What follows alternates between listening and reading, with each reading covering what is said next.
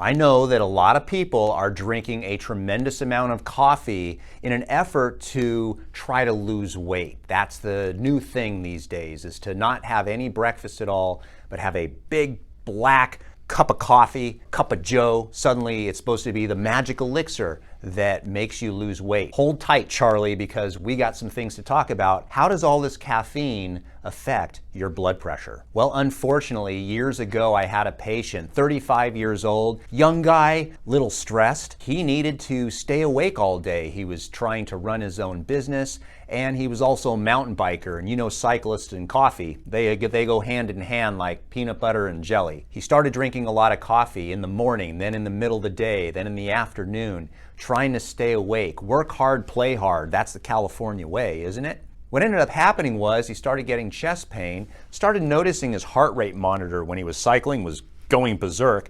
Turns out he created an arrhythmia in his heart, had to stop cycling for a number of years to allow his body to recover from the amount of caffeine he was taking. Now, granted, he was doing a lot. He was drinking 8 to 10 cups a day of coffee, and that is a lot. Now, we know that coffee is a stimulant. We know that when you drink coffee, it gives you energy, it creates lipolysis, it keeps you awake. But what about our blood pressure? It's not worth being awake and having a stroke. So here are 4 things that you should know about caffeine and blood pressure. Number 1, caffeine raises your blood pressure even in those people that do not have high blood pressure.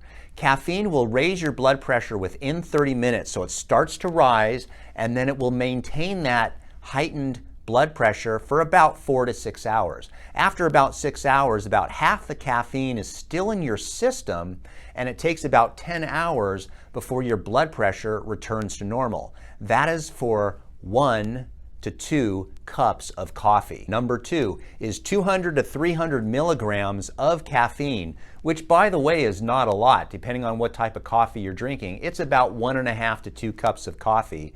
Will raise your systolic numbers 8 points and raise your diastolic numbers 6 points. Number 3, the caffeine will increase your adrenaline by over 200% and cause a vasoconstriction.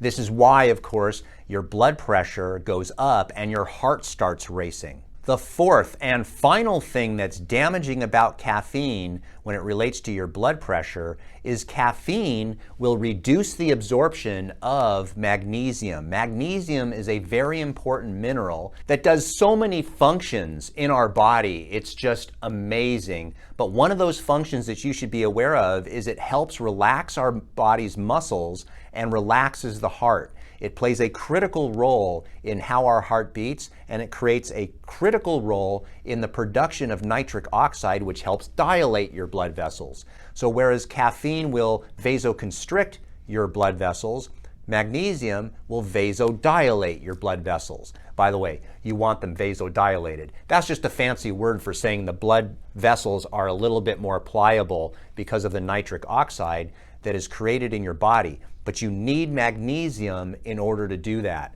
Guys, I realize that these 4 things are disheartening because many people that are doing ketogenic diets, intermittent fasting, are using caffeine or coffee in order to try to lose weight. But caffeine is found in energy drinks, it's found in sodas, it's found in certain gels. It doesn't matter where you get the caffeine. The point is, caffeine is kind of a no-no when it comes to blood pressure, especially because of the magnesium.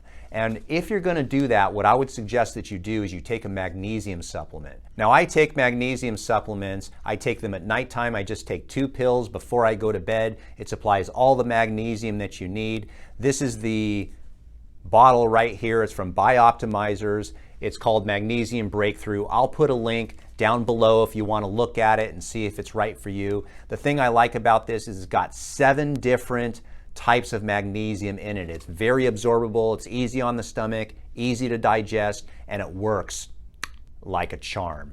So yay or nay with caffeine? I'm going to go out on a limb here and I'm going to say all the people that say, oh, caffeine is good for you in moderation, No, it isn't. Not if you have high blood pressure, because all these things that I just mentioned were things that happen to people that have normal blood pressure. Imagine what this stuff is doing to you if you have high blood pressure. So you have to get off caffeine. Now, I know that many people need caffeine because they wake up in the morning and they're like, oh, I can't even function without caffeine. You can function without caffeine. If you had a better sleep, you would function much better. When I wake up in the morning, I don't need caffeine because I had a good night's sleep. Again, a great magnesium supplement will help you fall asleep. It'll do wonders for your sleep. If you're not sleeping good, then that's why you need the caffeine in the morning.